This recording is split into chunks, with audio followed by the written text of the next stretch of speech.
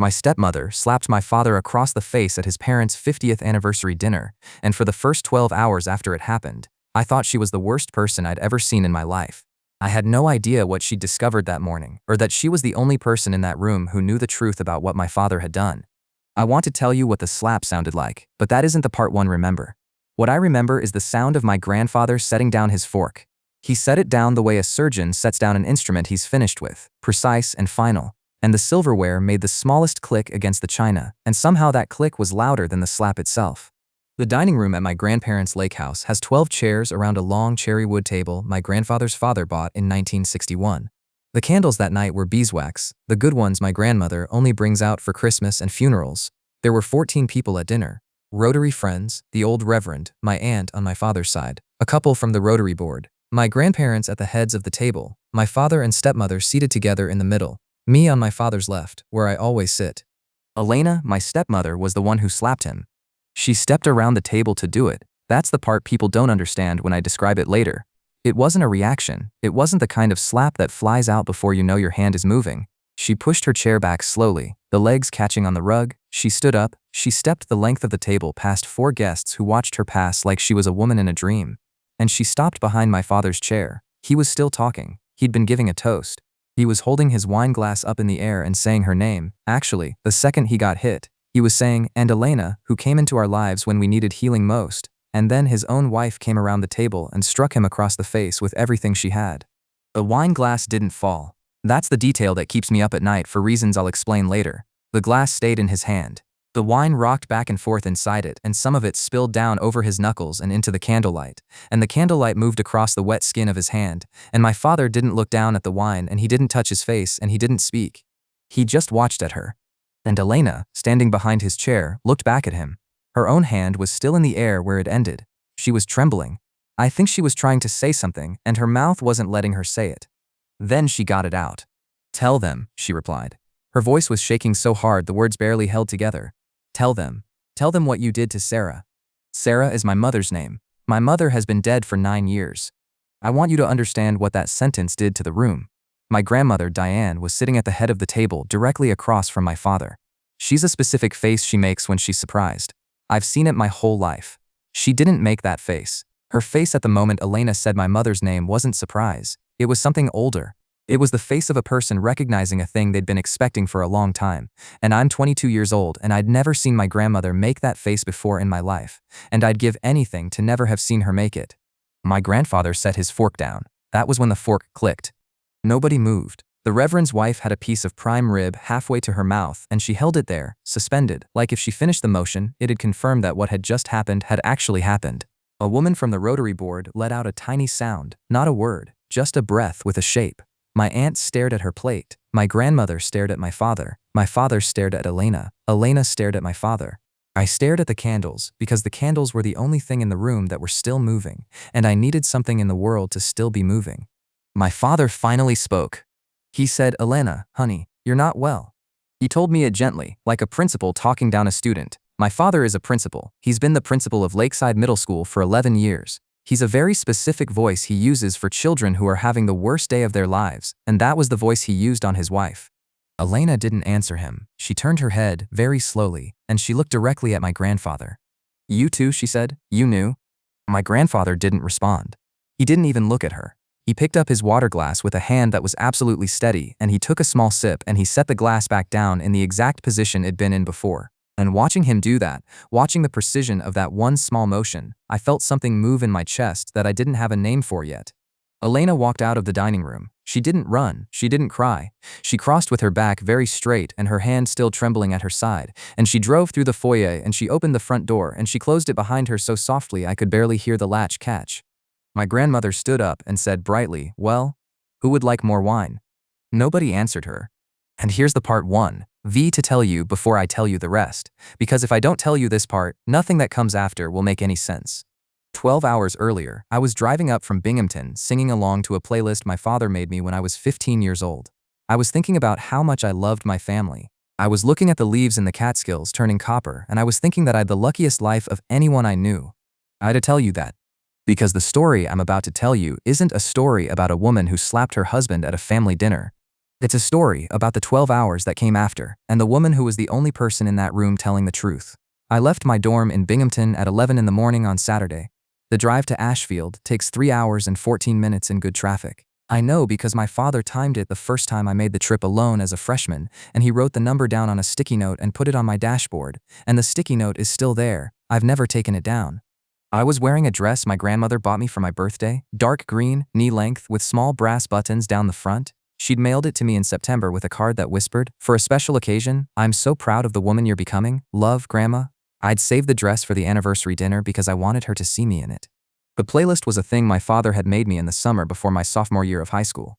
He'd burned it onto a physical CD, which was ridiculous even then, and he'd written on the CD with a blue Sharpie, "Claire's Good Days Mix." The disc got scratched years ago, but I'd transferred all the songs to my phone. Van Morrison and Bonnie Raitt and a couple of James Taylor tracks and one Fleetwood Mac song that always made me cry a little, even when I was happy. It was the playlist of my childhood. It was the sound of my father being my father. I'd tried to call Elena twice that morning. Neither call made my way through. The first one rang 4 times and went to voicemail. The second one cut straight to her inbox, which meant she'd turned her phone off. I'd left her a voicemail saying I was on the road and asking if she needed me to pick up anything for dinner. I hadn't thought twice about it. Elena forgets to charge her phone sometimes. That was the story I told myself. I called my father instead. He picked up on the first ring. "Hey, sweetheart," he said. "Are you close?" His voice sounded wrong. I didn't know it sounded wrong at the time. I thought about it later, in the garage, with the diary in my hands, and I headed back through the conversation and I understood that his voice had been wrong. He'd been talking too quickly. He'd been answering my questions before I'd finished asking them. "I'm about 40 minutes out," I told him. "Is Elena there yet?" I couldn't get her on the phone. There was a small pause, not a long one, just long enough that if you weren't listening for it, you'd not have noticed. "She's running a little late," he said. "She'd a last-minute thing at work. She'll be there." "On a Saturday?" "A patient," he murmured. "You know how it's with hospice, they don't check a calendar?" That was a reasonable answer. Elena is a hospice nurse. Hospice patients don't check calendars. I told him I'd see him soon and I hung up and I drove the last 40 minutes listening to the disc my father had made me when I was 15 and thinking about nothing in particular. My grandparents' lake house is a 1.5 miles off the main road, down a long gravel drive lined with maples that my grandfather planted when my father was a boy. In October, the maples are the color of a house on fire. Always I slow down when I come down that drive, because my mother used to slow down when she came down that drive when I was small, and slowing down for the trees is one of the few specific memories I still have of her body in a car. I parked behind my father's sedan. I got out. The air smelled like wet leaves and wood smoke from the chimney, and I could hear my grandmother's voice through the kitchen window doing the particular pitch she does when she's happy and performing at the same time. I headed in through the side door.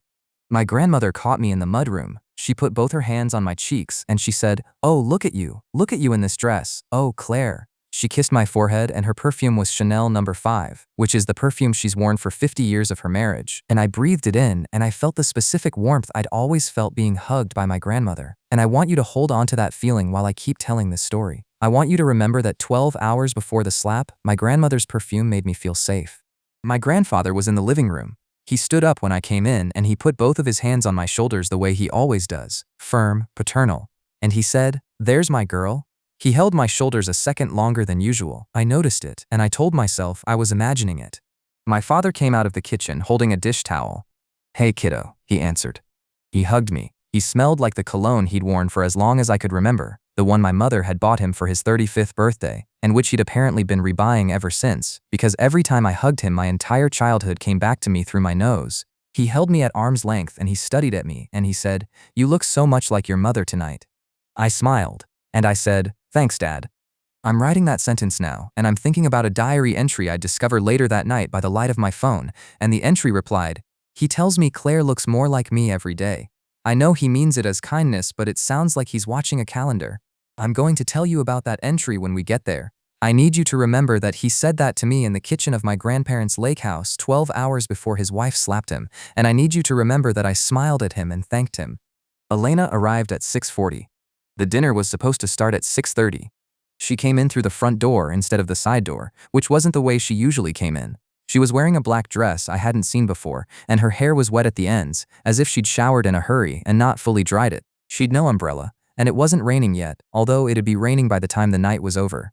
She found me first. She crossed straight across the foyer to where I was helping my grandmother set out the bread baskets, and she took hold of my wrist. Not my hand, my wrist. And her grip was too tight. It was tight enough that I looked down at her fingers and then up at her face, and her face had the particular color of a person who hasn't been sleeping. "Hi, honey," she said. "Hi, Elena. Are you okay?" Her eyes filled up for a second. Just a second. Then she blinked it away and she smiled, and it was a smile I'd seen her use on dying patients' families, and I'd never seen her use that smile on me before. "I'm fine," she told me. "It's just been a long day. You look beautiful." She let go of my wrist and she walked past me into the bathroom off the foyer, and she closed the door. I stood there with a breadbasket in my hands. I could hear water running in the bathroom. Then I could hear a sound underneath the water that wasn't water. It was a person crying. It was the kind of crying a person does when they're pressing a towel over their mouth. Then I almost knocked. I want to tell you I knocked. And then I want to tell you that I went to that door and I put my hand on the wood and I said, "Elena, please open the door. Please tell me what's wrong." And she opened it and she told me, and the rest of the night never happened. I didn't knock. I stood there for what might have been 10 seconds or 30 seconds, and then my grandmother called out from the kitchen asking me to bring in the bread, and I turned and I moved away from the bathroom door. And I've spent every day since that night thinking about the exact half second when I chose to walk away. That's the moment. If you're looking for the moment the story turned, it wasn't the slap, it was the bread baskets in my hands, and the sound of water running over the sound of a woman crying, and the decision I made not to knock. Dinner was served at 7. I'll describe the table for you, because I need you to see what I saw, and because remembering the table the way it was at 7 o'clock on a Saturday in October is the last thing I can do for my family before the rest of this story happens. 14 place settings. The good china, white with a thin gold band around the rim, which my grandmother had unpacked from the hutch in the dining room that morning. Cloth napkins folded into little fans, water glasses and wine glasses, and a small bread plate at every setting. The candles were lit, 4 candlesticks down the length of the table, 2 tall silver ones at the ends and 2 shorter brass ones in the middle. A centerpiece of white roses and eucalyptus that my grandmother had arranged herself. The room smelled like rosemary and red wine and beeswax, and somewhere underneath it all, the faintest possible smell of my grandfather's pipe tobacco from the study across the hall.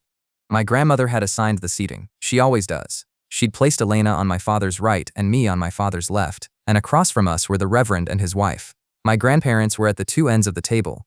My Aunt Miranda, my father's younger sister, was down at my grandmother's end, laughing too loudly at something the Rotary treasurer had said. The Rotary board couple, the Prescotts, were sitting next to Elena. Gerald Prescott had already been loudly friendly to her twice by the time the soup arrived, and she'd nodded each time without really looking at him. The soup was butternut squash. My grandmother's recipe. I'd eaten it every Thanksgiving of my life. Elena didn't touch hers. I noticed that, and then I made myself unnotice it, because I'd decided in the kitchen that whatever was wrong with Elena was private and I wasn't going to draw attention to her at a dinner where 14 people were watching her every move. Then I was trying to protect her. I want you to know I was trying to protect her. My father was in rare form. That's the phrase my grandmother uses when my father is charming at a dinner. In rare form. He was telling a story about one of his 8th graders who had written a letter to the mayor about the recycling program, and the whole table was laughing, and the Reverend whispered, "Mark, you're going to put that child in the White House one day." And my father laughed in his particular way, the warm laugh, the laugh that made people at parent-teacher conferences feel like their child was in the best possible hands. Elena stared at her bread plate. The main course came: prime rib, rosemary potatoes, the green beans my grandmother blanches and then sautés in butter and garlic, more wine, my grandfather's wine, a Bordeaux he'd been saving for the anniversary. He poured it himself, going around the table with a linen napkin wrapped around the neck of the bottle, pouring with the steady hand of a man who had poured wine at this table for 50 years. He filled Elena's glass last. Their eyes met when he did. She looked up at him and she held his gaze for a beat longer than she needed to, and he glanced back at her with the face of a man who had known her for 9 years, and something passed between them that I saw and didn't understand. Neither of them spoke. He finished pouring and he moved on. By the time the plates were mostly cleared, my grandfather was on his feet with his wine glass. He didn't clink the glass. He didn't have to. The table made my way quiet the second he stood up. My grandfather is a retired orthopedic surgeon and the Rotary president emeritus and the kind of man whose silence commands a room even more than his voice. When he stood up at the head of that table, all 14 of us stopped talking and turned to face him. 50 years, he said. He let the words sit in the air. 50 years ago tonight, I married a woman I didn't deserve. My grandmother smiled across the table at him. Her eyes were shining. Her hand was resting on the stem of her wine glass. I looked at her and I thought, this is the happiest I've ever seen my grandmother, and I wanted the moment to last because I loved her. Diane, he said, has been the steady hand on this family's tiller for half a century. Through every storm, through every choice we've had to make, she's never once asked me for thanks, and that's exactly why she deserves it. My grandmother's eyes overflowed, not dramatically, just two small clean tears, one from each eye, running down the cheeks of a 74-year-old woman who had been married to the same man since she was 24. A family, my grandfather drove on, isn't built by luck. A family is built by the hard choices the father of it's willing to make, and by the steady hand of the mother who supports those choices. Some men are given the weight of making hard decisions for the people they love, and some men are given wives who understand that the hard decision is often the right one, even when the world can't see it yet. I heard Elena's wine glass creak in her hand. It was a small sound. If the room hadn't been so silent, I wouldn't have heard it. She was holding the bowl of the glass so hard that the crystal was making a tiny high-stress sound against her palm. Her knuckles were white. I saw it, and I reached under the table and I put my hand on her knee because I thought she was overwhelmed by the toast. She didn't look at me. She didn't move her leg. My grandfather turned his wine glass slightly toward my father. And so I want to say, in front of all of you tonight, that the greatest pride of my life hasn't been my career, or this house, or any of the things I've built with my hands. It's been watching my son become a man who does what's necessary for his family, even when it costs him, especially when it costs him. Mark, stand up. My father stood up.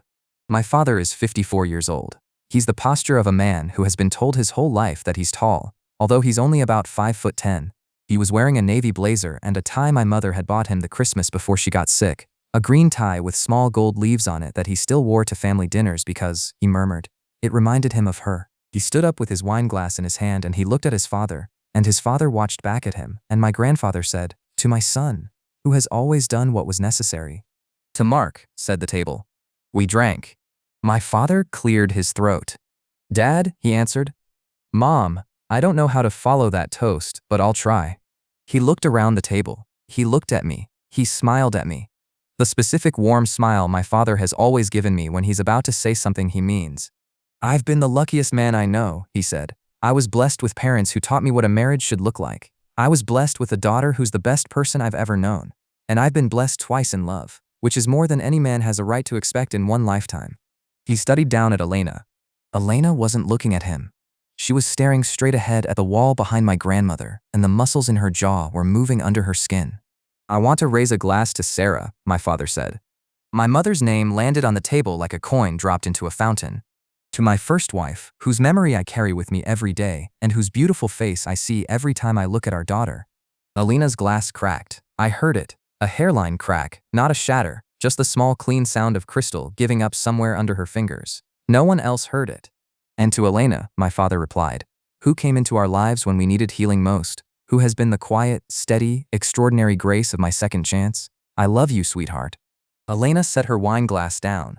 She did it very carefully. She set it down the way you set down an object you're afraid of breaking further. She placed her napkin on the table.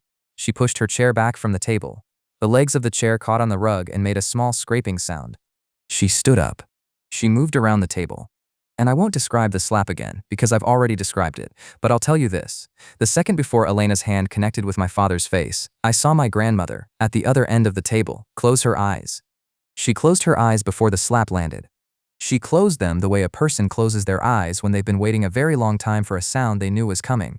I'm going to tell you the next hour in pieces because I don't remember it all in order. I remember pieces.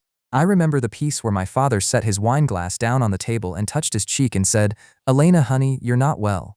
I remember the piece where my grandmother stood up and said, well, who would like more wine? In a voice like a bell. I remember the piece where the Reverend's wife excused herself to the powder room and didn't come back for 20 minutes. I remember Gerald Prescott saying, to no one in particular, I think we should probably be going, and his wife immediately agreeing, and the two of them standing up and moving toward the foyer with the quick, careful footsteps of people fleeing a house fire. The guests left in 15 minutes.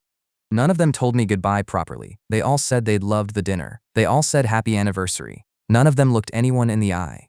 When the front door closed behind the Prescotts, the only people left in the house were me, my father, my grandfather, my grandmother, and my Aunt Miranda, who was sitting very still at the other end of the table with an expression on her face I couldn't read. I looked at her, once, across the wreckage of dinner, and she glanced back at me. And then she looked down at her wine. My father took a long breath. She's been struggling, he whispered to his parents. I should have seen this coming. I should have canceled tonight. I'm so sorry. Struggling how, Mark? Said my grandmother. Her medication, my father said. You know how it is, the adjustments. She'd a bad week, and I think the stress of tonight, a big event, a lot of people, I should have known. This is on me. I'm so sorry, Mom. I'm so sorry, Dad. My grandmother crossed the room and took my father's face in her hands and murmured, oh, sweetheart, no. This isn't your fault, this isn't your fault. My grandfather hadn't moved. He was still in his chair at the head of the table. He was still holding his water glass. He wasn't looking at my father, he was looking at me. Claire, he said. Yes, Grandpa. Why don't you go check on Elena? She'll have gone to her car. It's raining now. Bring her back inside. It wasn't a suggestion, it was the voice my grandfather used with nurses when he was still practicing medicine, the voice that made the thing happen. I said, yes, Grandpa, and I pushed my chair back from the table and I walked out of the dining room. It was raining. The October rain, cold and thin, the kind that soaks through a dress in about 90 seconds, and I didn't grab a coat. I went out through the front door and I stood on the stone steps of my grandparents' lake house and I saw Elena's car parked beside my Subaru at the far end of the gravel drive, and the interior light was on and she was sitting behind the wheel. I stepped down the gravel. My heels sank into the stones. The rain soaked my shoulders and my hair and the collar of the dress my grandmother had bought me for my birthday, and by the time I got to Elena's car I was cold in the specific way that's almost a relief, because it gave me something physical to feel. I opened the passenger door and I got in. Elena wasn't crying. That was the first thing I noticed. She'd been crying earlier. Her mascara was gone and her eyes were raw, but she wasn't crying now. She was sitting very still with her hands on the steering wheel at 10 and 2, the way my father had taught me to drive, and she was staring straight ahead at the wet trees at the edge of the property. I closed the door. The rain on the windshield sounded like a radio between stations. Elena. I'm not crazy, Claire. Her voice was quiet and completely steady, steadier than my father's voice had been inside. Steadier than my grandmother's voice had been. It was the steadiest voice I'd heard all night. I need you to remember that I answered that to you tonight. I need you to remember that tomorrow, when your father has told you whatever he's going to tell you, and your grandfather has backed him up, and your grandmother has held your hand and told you I'm sick. I'm not sick, Claire. I'm not on any medication. Your father knows I'm not on any medication. I need you to remember that I told you that in this car at this moment. I said, Elena, what's happening? She turned her head and she looked at me. Her face up close was older than I'd ever seen it. Not in lines or years, in something else. In something that happens to a person when they find out, all at once, that the life they've been living was a story someone else wrote about them. I need you to do something for me, she said. I'm going to ask you to do one thing, and you don't have to tell me later whether you did it or not. But I'm asking. Okay. She reached into her coat pocket and she took out a small brass key. She held it out to me in the palm of her hand. The key was warm from her body. This opens the chest in your father's garage. The big cedar chest. The one he keeps in the corner behind the lawnmower. You know the one.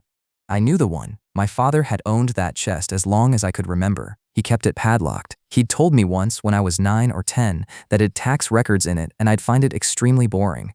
The padlock is the one on the chest, Elena replied. This key opens it. Inside, on the bottom, under some old baby photos of you, there's a cardboard box. The box is labeled Tax Records 2017. It isn't tax records. Inside the box there's a blue leather book. It's your mother's handwriting in it. It's her diary, Claire, her last one. The one she kept while she was sick.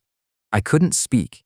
Look at the whole thing, Elena said. Every page. Don't skim. Don't skip around. Start at the beginning and work the whole way through, and when you get to the end you'll understand why I made my way around that table tonight.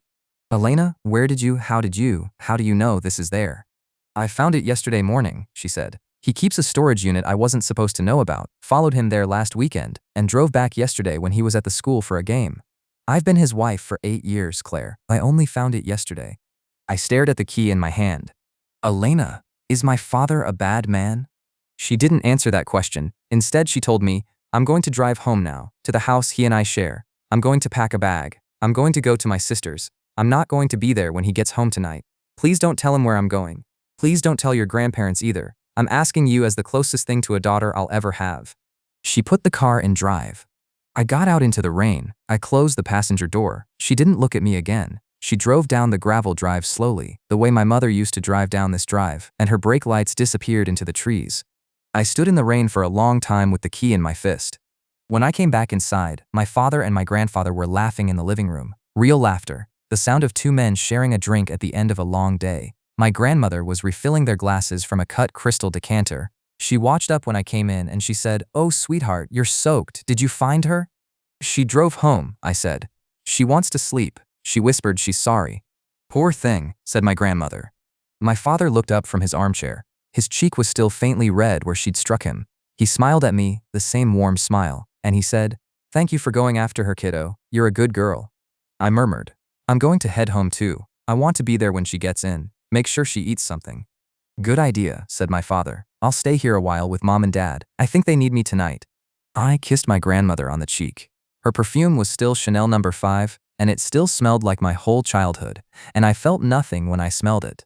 Slowly, I drove back to my father's empty house at 11 o'clock at night with Elena's brass key in my right fist, and I didn't turn the radio on, and I didn't think about anything except the sound my grandfather had made setting his fork down 3 hours earlier.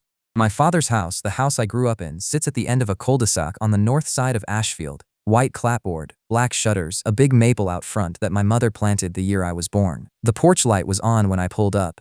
My mother's wind chimes were clinking in the rain, the same small ceramic birds she'd hung there when I was in kindergarten and that my father had never taken down.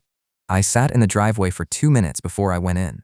I made myself count to 120 in my head, slowly, the way my mother had taught me to do when I was anxious as a child. My mother had taught me a lot of things before she died that I still did every day without realizing they came from her. I headed in through the side door, which opens into the kitchen. I didn't turn on any lights. The house was the shape of the house I'd grown up in. I knew it in the dark. I left my wet coat on a kitchen chair and I walked through the kitchen, through the dining room, through the mudroom, to the interior door that led to the attached garage. The garage smelled like gasoline and grass clippings and the particular cold of a concrete floor. My father's workbench along the back wall, his tool pegboard, the lawnmower, his old canoe up on hooks against the ceiling, and in the corner behind the lawnmower, the cedar chest. I hadn't looked at the chest in years. I really studied at it. It had been part of the furniture of the garage my whole life, one of those adult objects a child stops registering after a while. It was about 4 feet long, 2 feet deep, the wood darkened with age, a brass padlock on the front latch, the same padlock that had been on it as long as I could remember. I knelt down on the concrete and I put Elena's key in the lock. It turned. It turned easily, the way a lock turns when someone has been opening and closing it recently. I lifted the lid of the chest and I smelled cedar and dust and the faintest trace of my mother's perfume, which she'd worn every day of her life and which I hadn't smelled in 9 years. The chest was half full. On top was a folded wool blanket I recognized from my childhood, the one my mother had crocheted the winter she was pregnant with me. Underneath the blanket were stacks of things, my baby clothes, carefully folded. A small wooden box of my first teeth, each one labeled in my mother's handwriting with the date. A bundle of my earliest school drawings, tied with a ribbon, my kindergarten report card, a laminated certificate from the first spelling bee I ever won. I sat on the cold floor of my father's garage, and I looked at my mother's handwriting on the little wooden box of my baby teeth, and I had to put both my hands over my mouth so I wouldn't make a sound. I moved everything aside, carefully, the way she'd packed it, and at the bottom of the chest, pushed against the back, was a brown cardboard box about the size of a shoebox. Black marker on the top in my father's handwriting. Tax records 2017. I lifted the box out. It was heavier than tax records. I opened it. There were some actual tax papers on top. A layer of them, 5 or 6 inches deep, old receipts and W-2 forms, and a copy of a return. I set them aside, and underneath the tax papers, wrapped in a soft cotton cloth I recognized as one of my mother's old nightgowns, was a book. Blue leather, the size of a hardcover novel. A small brass clasp, no title. I lifted it out of the cloth. I sat on the garage floor in the dress my grandmother had bought me and I opened my mother's diary for the first time. The handwriting on the first page was my mother's handwriting. I mean, it was absolutely my mother's handwriting. The slight forward lean of her letters, the way she crossed her T's with a tiny upward flick. I hadn't seen her handwriting since I was 13 years old, on the last birthday card she ever gave me, which I still kept in a drawer in my dorm room. Seeing it now was like hearing her voice come out of a speaker in the wall of my father's garage. The first entry was dated a little over 10 years ago, before she got sick. Just a few lines about a book she was working through and something I'd said at dinner about wanting to be a teacher like Dad. She'd written, "I hope she gets the best parts of both of us and none of the worst. I think she already has." I flipped forward. The diagnosis entry was 4 months in. The biopsy came back. I don't know how to tell Claire. I don't know how to tell Mark either, although that's a different problem. Pancreatic. I'm 40 years old. I've 13 good years of parenting behind me and I'm supposed to have 30 more. I don't know how to put this book down and go make dinner, but I'm going to put this book down and go make dinner because Claire has a history test tomorrow and she needs me to quiz her on the Treaty of Versailles. I heard my own breath go out of me. Quietly, I kept going. entry after entry. Her voice, funny and sharp and breaking and steadying itself and breaking again. Her fear of leaving me, her rage at her own body, a small fight she'd with my father about whether to tell the school.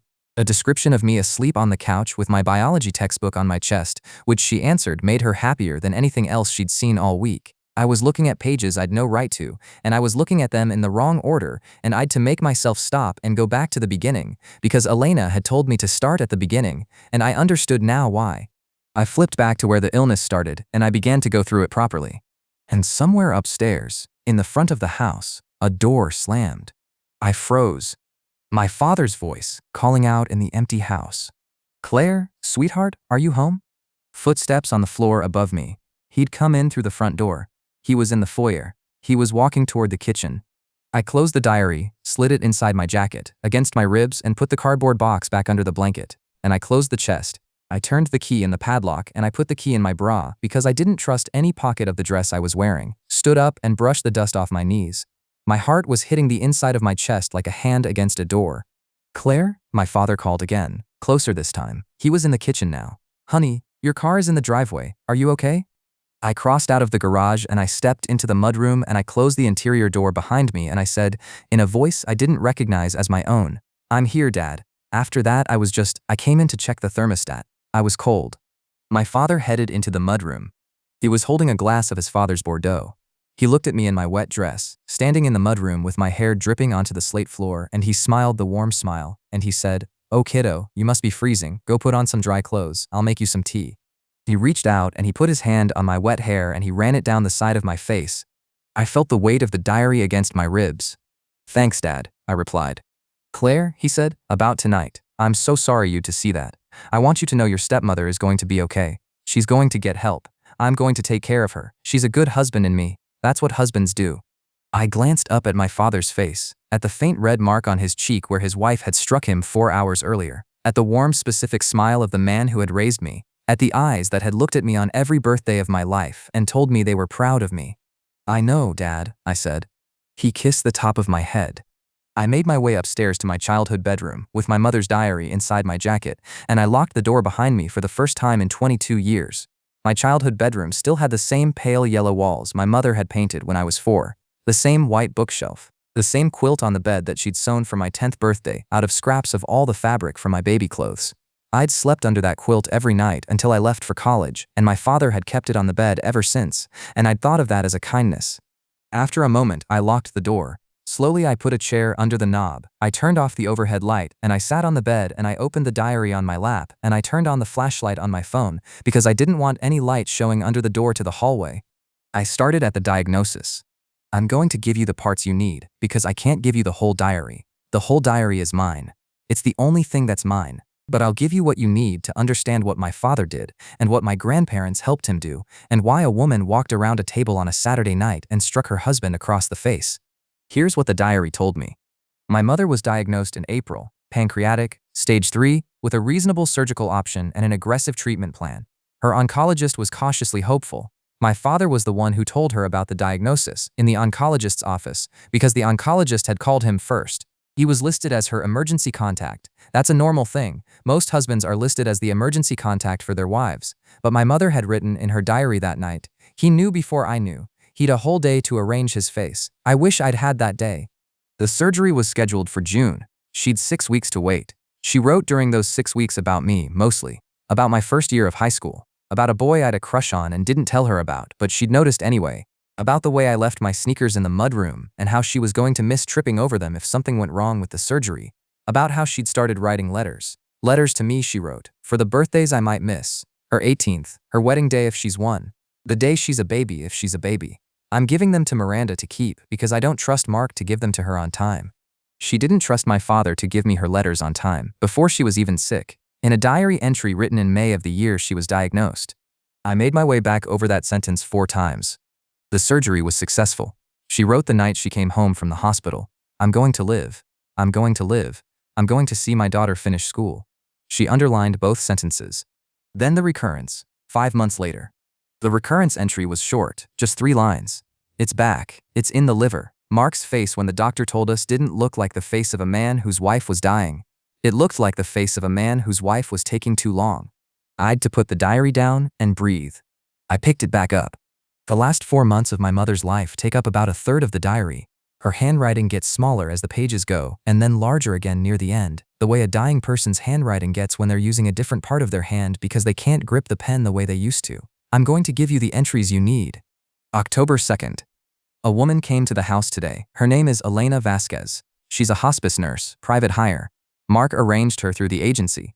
He didn't ask me. He told me over breakfast. He told me, "I know you wanted Kate to stay with us, but insurance won't cover out-of-state care. And honestly, honey, your sister isn't a professional. We need a professional in the house now." I didn't have the strength to argue. Elena is 40 years old, with dark hair and a soft voice, and Mark couldn't take his eyes off her when she was introduced to me. October 6th. She's in the house every day now, 8 in the morning until 8 at night. She's kind. She's absurdly kind. She brings me tea in a particular way I used to bring Claire tea when Claire was sick as a child, and I almost told her so, and then I didn't. She doesn't deserve to hear that from me. I've decided I don't like the way Mark looks at her. I've also decided I'm a dying woman and I can't trust my own jealousy. I'm writing it down so that if it turns out I'm right, I'll have the proof that I saw it first. October 11th. I found a receipt in his coat pocket tonight. The Hampton Inn in Utica, 3 nights last month. I didn't look for it. I was looking for a cough drop. Mark hasn't been to Utica on business in his life. He's the principal of a middle school in Ashfield, New York. October 14th. I asked Kate on the phone today if I could come stay with her for the last part. Just the last part. I told her I wanted to be in her house, with her garden, and I wanted Claire to come on weekends.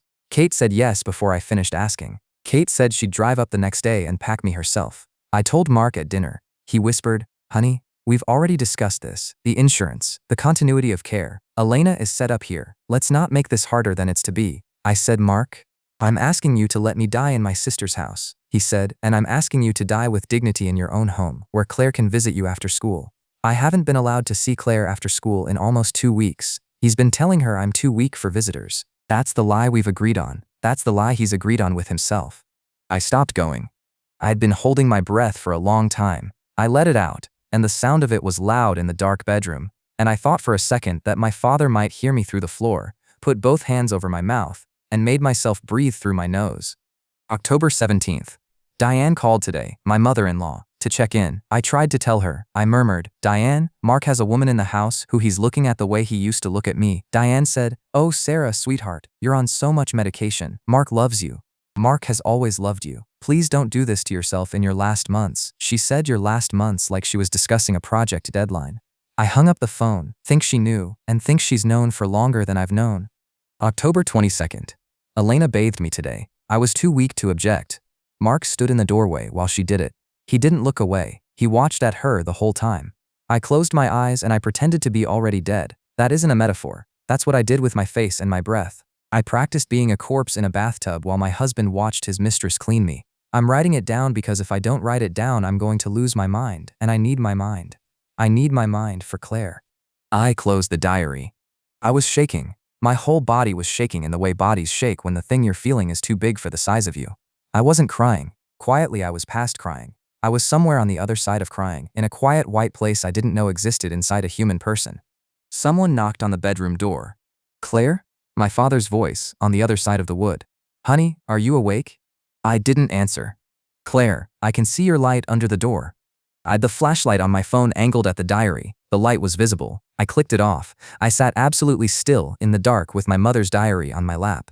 "Claire, I want to talk to you about Elena, want to explain some things, and don't want you to go to sleep tonight thinking badly of anyone. Will you open the door?" I didn't answer. He tried the handle. The handle didn't turn. He'd not expected it to be locked. I heard him notice. There was a long pause. Then, very gently, through the door, "Okay, sweetheart, we can talk in the morning. I love you. Good night." Footsteps, retreating down the hallway, his bedroom door closing. I sat in the dark for a long time. Then I turned the phone light back on and I opened the diary to the last entry because I'd to know how my mother had answered goodbye. The last entry was 3 days before she died. Her handwriting was very large and very shaky. She'd written it with what must have been an enormous effort of will. "My girl, if you're seeing this, then Elena did what she promised, and she put this book in your hands, and you've been through the whole thing, and you know now. I'm sorry you to know. I tried to think of a way for you not to have to know, and there was no way. Here's what I want you to hear from me, and not from anyone else. loved you with every second I had, and fought for every hour of every day so I could have one more morning with you in it. I didn't leave you because I stopped loving you. I left you because a cell in my pancreas decided my time was up, and even then I argued with it. Don't let anyone tell you who I was your mother, and was a journalist. I was funny, and I was stubborn, and I was a terrible cook, and I loved your father once, when he deserved it, and I loved you without condition from the second the doctor put you on my chest in 1999. Eventually I was awake until the end. I want you to know that. Whatever they told you about my final days, whatever story your father has built about me being foggy and peaceful, I was awake, saw everything, and understood everything. I'm sitting in my own bed right now writing this sentence, and I'm fully my own self. Be brave, my girl. Be brave for both of us, Mom. A piece of paper fell out of the back of the diary when I closed it. I picked it up. It was a hospice home care authorization form, dated October 1st, signed at the bottom by Mark Bennett as spouse, and countersigned, on the line reserved for the authorizing physician, by Robert Bennett, Maryland. My grandfather had signed the paperwork that put my father's mistress in my mother's bedroom. No, I didn't sleep. Through the night I sat up in my childhood bed with my mother's diary on my lap and my mother's voice in my head. I watched the light change behind the curtains from black to gray to the soft blue that comes before sunrise. At 6 o'clock in the morning, I got up and I washed my face and I put on a clean pair of jeans and a sweater from the drawer of clothes I still kept in my old dresser, and I put my mother's diary and the hospice authorization form into my tote bag, and I moved downstairs past my father's closed bedroom door. Now I left him a note on the kitchen counter. I'm going to my grandparents. Back soon. Love, C. I didn't mean a single word of it. I drove to the lake house in the thin gray light of a Sunday morning in October. The roads were empty.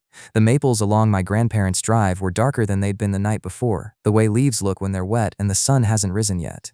I parked next to where the Prescotts had parked 12 hours earlier, got out, and stepped up to the front door. Now I didn't ring the bell. I knew my grandmother would be up. My grandmother had been the first person awake in every house she'd ever lived in, for as long as I'd been alive. I headed in through the side door. My grandmother was in the kitchen. She was wearing her blue bathrobe and her slippers, and she was making coffee in the French press she'd owned since the 1980s. The kitchen smelled like fresh coffee and yesterday's rosemary and the faint, stale sweetness of unfinished wine. She turned when I came in. Her face lit up the specific way it always did when I came into a room. "Oh, sweetheart, what are you doing here so early?" I didn't say anything. Walked over to the kitchen table and put my tote bag down, took my mother's diary out of the bag, and set it down on the table between us. Then I took out the hospice authorization form, and I set it down on top of the diary. My grandmother saw the diary. She stopped moving. She stopped moving completely, the way a deer in a yard stops moving when it hears something. Her hand was still on the handle of the French press. The coffee was still dripping through. Her face, which had been lit up a second ago, emptied out like water running out of a glass. She didn't ask me what it was. She didn't ask me where I'd gotten it. She set the French press down on the counter very carefully, and she stepped over to the kitchen table, and she pulled out a chair, and she sat down across from me. She wasn't looking at the diary. She was looking at her own folded hands. "Grandma," I said. She didn't answer. "Grandma, did you know?" There was a long silence. The coffee dripped in the French press. A bird I couldn't see made a small sound in the maple tree outside the kitchen window. My grandmother's hands tightened around each other on the table.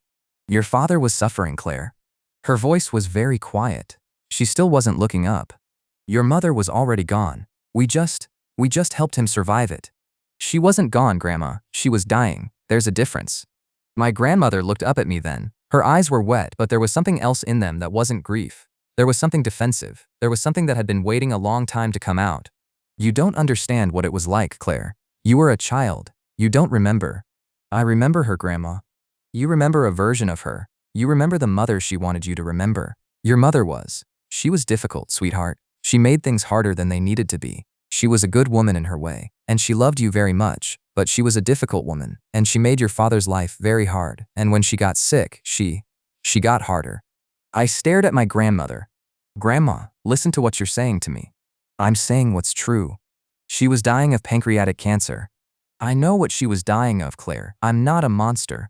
I'm telling you that there was a context. Your father was working full-time. He was trying to raise you. He was taking care of her morning and night. He was exhausted. He was at the end of what a human being can do. And when he found someone who was simply a professional, who could take some of the weight off, we supported that. We supported him. I'm not going to apologize for loving my son." "Grandma," She wrote in her diary that she begged him to let her go stay with Aunt Kate. She wanted to die in Aunt Kate's house. Why did he say no? She didn't answer. Why did he say no, Grandma? She looked down at her hands again. Because, she said, people would have talked. Your father had just made principal, a wife leaving her dying husband, it'd have studied like. She wasn't leaving him, she was dying. It'd have looked like she was leaving him, Claire. That's what matters. That's what people would have replied. Your father had built a reputation in this town. Your grandfather and I'd built a reputation in this town for 50 years, and Sarah wanted to. She wanted to go die at her sister's house on a whim, and it'd have undone all of it. And I told him, and said, Mark, you can't let her do this. Not now, not when she isn't thinking clearly. She was thinking clearly, Grandma. Her handwriting in this book is the clearest handwriting I've ever seen. My grandmother flinched. I also told him, she said, more quietly, that Kate would have made a scene. Kate was always making scenes. Kate would have held a vigil. Kate would have called the newspaper. Kate would have made Sarah's death a whole event. Kate was her sister. Kate was a problem. I picked up the hospice authorization form. I turned it around so she could see her husband's signature on the physician line. Grandpa signed this. She didn't look at it. Grandpa put my father's mistress in my mother's bedroom. Elena is not. She was then. My grandmother closed her eyes. Behind me, in the doorway of the kitchen, my grandfather's voice told me, very calmly, "Put that down, Claire. You don't know what you're looking at." I turned around. My grandfather was standing in the doorway in a gray bathrobe and leather slippers. His hair wasn't combed. He was holding a newspaper under one arm. His face was the face of a man who had already done the calculations for this exact conversation at some point in the last 9 years and had been waiting for the day he'd have to use them. I know exactly what I'm looking at, Grandpa, I said. I'm looking at my family. You're looking at a private medical decision that was made 9 years ago by adults who were trying to do right by a very sick woman. I'm looking at the signature of a man who's not an oncologist authorizing a hospice arrangement that my mother begged my father not to make. I'm looking at the reason my mother died in a house she didn't want to die in, being bathed by the woman her husband was sleeping with. I'm looking at the reason Aunt Kate stopped coming to Christmas. I'm looking at you. My grandfather didn't move. You're a 22-year-old girl, he said, who has been through part of a diary written by a dying woman on heavy medication. She wasn't on medication the night she wrote the last entry. She says so. In her own handwriting. She says she's fully her own self. A dying woman's handwriting isn't evidence of her mental state. You weren't her doctor, Grandpa. I was her father-in-law. Then act like it. He didn't answer that. I stood up, put the diary back in my bag, and put the hospice form on top of it. My grandmother was weeping silently into her hands on the other side of the table. She wasn't weeping for my mother. I want you to understand this. She was weeping for herself, and for the moment when the granddaughter she'd raised had seen her finally and clearly, and had decided. Eventually, I crossed past my grandfather in the doorway. He didn't try to stop me. I walked through the dining room, where they'd toasted 50 years the night before. The candles were still on the table, burned down to stubs. The wine glasses were still at every place. My grandfather's wine glass was on the floor next to my father's chair. I looked at it and I kept walking. I got into my Subaru. My hands were shaking too hard to put the key in the ignition. I sat with my hands in my lap and I waited for them to stop, and while I waited, I called Aunt Kate. She answered on the second ring. I hadn't spoken to Aunt Kate in almost 2 years. The last time was a Christmas card. Claire? Aunt Kate, it's me. Sweetheart, what's wrong? I found Mom's diary. There was a long silence on the other end of the line. Then Aunt Kate whispered, in a voice I'd never heard her use before, "Where are you, baby?" "In my car. At Grandma and Grandpa's." "Get out of there. Get out of there right now. Drive somewhere public. Tell me where you're going to be." "There's a diner, the Ashfield Diner." "Drive to the diner. I'm leaving Rochester now. I'll be there in 2 hours. Don't go back to your father's house. Don't answer his calls. Do you have a place to stay tonight?" "Aunt Kate." "Yes, sweetheart." "Can I come live with you for a while?" "Claire, I've been waiting 9 years for you to ask me that question. Come home, baby. Just come home." I hung up. My phone buzzed in my hand a second later. Unknown number, a single message. "If you've been through it, meet me at the Ashfield Diner. E." The Ashfield Diner is a chrome box on Route 9, a mile past the high school. It's been there since 1954. My mother used to bring me there on Saturday mornings when I was small. She'd taught me how to order coffee there when I was 10 because she wanted me to know how to order coffee in a diner before I went out into the world. She'd said that was a life skill. Elena was in the corner booth in the back, no makeup. Yesterday's dress replaced by an old gray sweater and jeans. A travel mug in front of her, not a diner mug. I understood immediately. She'd not wanted to drink from a cup anyone had touched for her. I slid into the booth across from her. Finally, I put my tote bag down on the vinyl seat beside me. I reached into it and I took out my mother's diary and I set it down on the table between us, the way she'd been setting things between us all night. Elena glanced at the book. She didn't reach for it. "I'm so sorry," she said. Her voice was the voice of a person who had been saying that sentence to herself in a car for several hours. "I'm so sorry, Claire. I'm so sorry. I'm so sorry. Elena, I need you to tell me what you knew and when you knew it, need you to tell me the whole thing, and need to hear it from your mouth. If you ever cared about me at all, you're going to tell me the whole thing right now." She nodded. She took a long breath. "I met your father 10 years ago. He brought your mother into the hospice outpatient clinic I was working at for an intake. She just had the recurrence. She was terrified. He was extremely calm. He was handling it. I remember thinking he was the most composed husband I'd ever seen in that kind of a room. He asked me questions about what to expect and he wrote the answers down in a little notebook. He took care of her. I watched him take care of her. I thought he was the kind of man who didn't exist anymore." "Was he sleeping with you then?" "No, not then, not for another 3 weeks. A few days after your mother was discharged, he called the clinic and asked for me by name. He murmured he'd follow up questions he didn't want to ask in front of her because they'd scare her. He asked me to meet him at a coffee shop to go through them. I said yes, it was my job. I met him at a coffee shop on a Tuesday afternoon in the middle of October. He cried at the coffee shop. He told me his marriage had been over for 2 years. He told me Sarah had asked him for a divorce the week before the diagnosis. He told me she'd refused to tell anyone about the divorce because she didn't want to look like the woman who left her husband during her illness. He told me he was staying with her out of pure honor because he'd promised her parents he'd see her through. He told me he'd not been touched by his wife in 18 months. Elena was looking at the diary on the table. She wasn't looking at me. I believed him, Claire. I was 36 years old.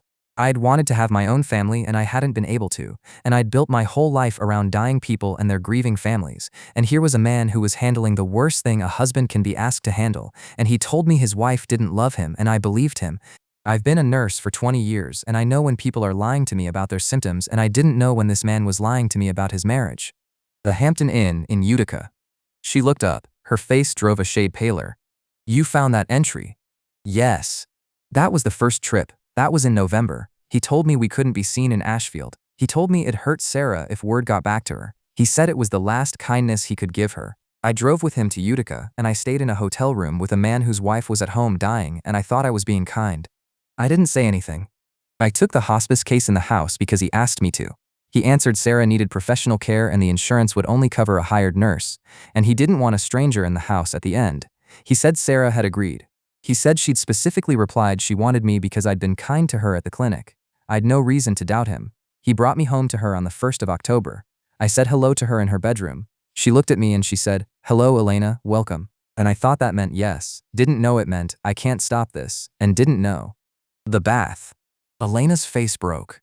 I bathed her twice. The first time she was embarrassed. The second time she wouldn't open her eyes. I thought she was just resting her eyes. That's what I thought. I thought she was resting her eyes. I'm going through this book now and I realized she was practicing being dead in front of me.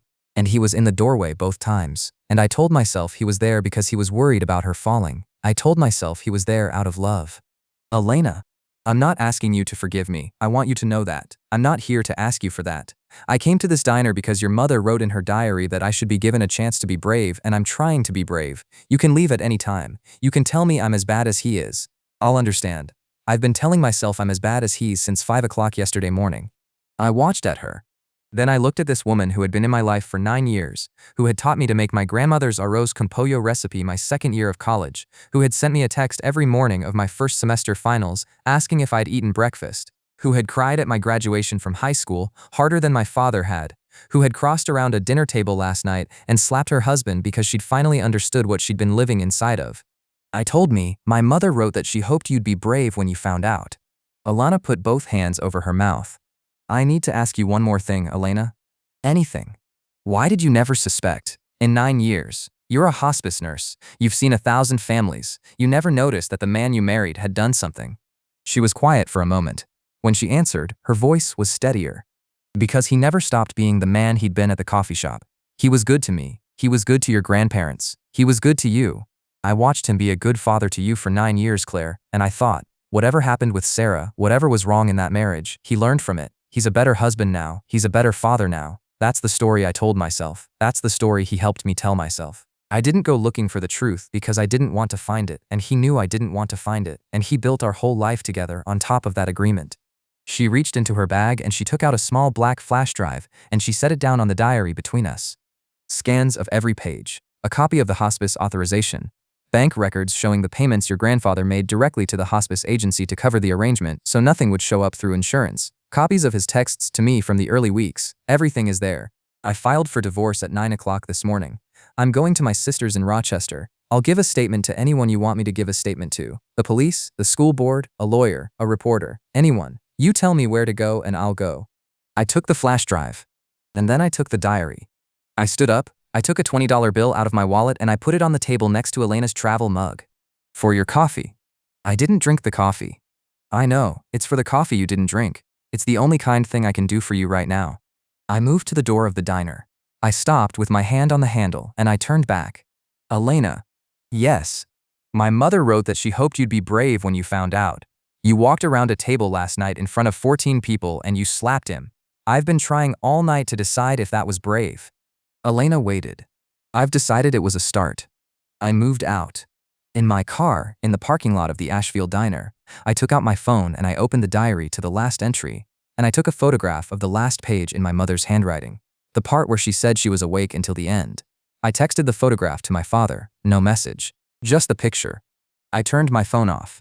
Then I started my car and I pulled out of the parking lot and I drove north because Aunt Kate lived 2 hours north of Ashfield and Aunt Kate had told me an hour earlier that she'd been waiting 9 years for that phone call. That was 6 months ago. I'm telling you this story from Aunt Kate's kitchen table in the house my mother wanted to die in. My father isn't a principal anymore. The school board voted to remove him after the local paper published excerpts from the diary with my permission. My grandfather's medical license is under formal review. My grandmother has sent me 2 letters since October. I haven't opened either one. I live with Aunt Kate now. She's a difficult woman in the exact way my mother was a difficult woman, and I understand now that the word difficult, when it's used by people like my grandmother, means a woman who tells the truth. I open a page of my mother's diary every night before I go to sleep. I'm learning who she actually was. My stepmother slapped my father in front of his parents at their 50th anniversary dinner. For 12 hours I thought that was the worst thing I'd ever seen a person do to another person. I was wrong. She was the only one in that room telling the truth. My mother was awake until the end. And now, so am I.